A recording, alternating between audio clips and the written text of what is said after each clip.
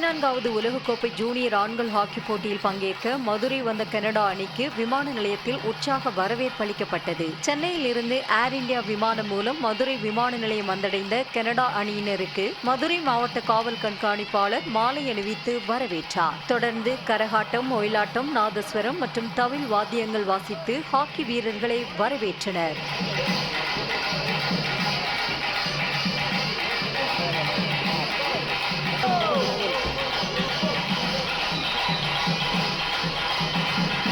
sir बैठ sir